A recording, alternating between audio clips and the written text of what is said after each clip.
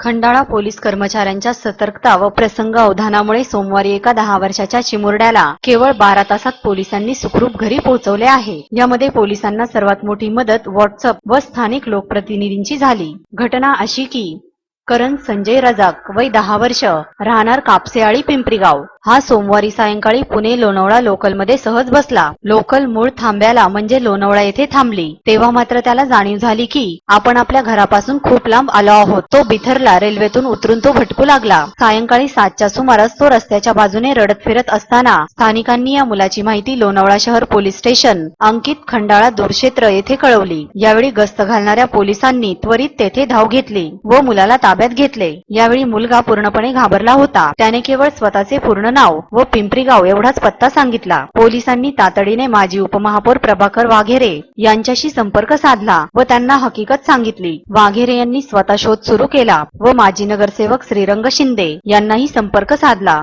शिंदे यांनीही त्यांच्या परीने शोध सुरू केला। यावेळी पिंपरी गावातील पानटपरी चौकातील दुकाने सर्वांकडे विचारणा सुरू केली। करण हा मूळचा इलाहाबादचा रहिवाशी। त्याचे आई वडील छोटे इस्त्रीचे दुकान चालवतात। त्यांना 4 मुले आहेत। त्यातील करण हा थोरला मुलगा आहे जो मित्रांसोबत खेळत खेळत लोणावळ्याला पोहोचला होता। मात्र नशिबाची साथ व पोलीस तसेच स्थानिक लोकप्रतिनिधींनी दाखवलेली तत्परता यामुळे करण केवळ 12 तासांच्या आत त्याच्या घरी सुखरूप पोहोचला। चिमुरड्याला घरी पोहोचवण्यासाठी पोलीस निरीक्षक चंद्रकांत जाधव व सहाय्यक पोलीस निरीक्षक अरविंद काटे यांच्या मार्गदर्शनाखाली सहाय्यक पोलीस उपनिरीक्षक सचिन शिंदे, पोलीस कर्मचारी संजय शिंगाडे व सतीश कुदळे यांनी प्रयत्न केले।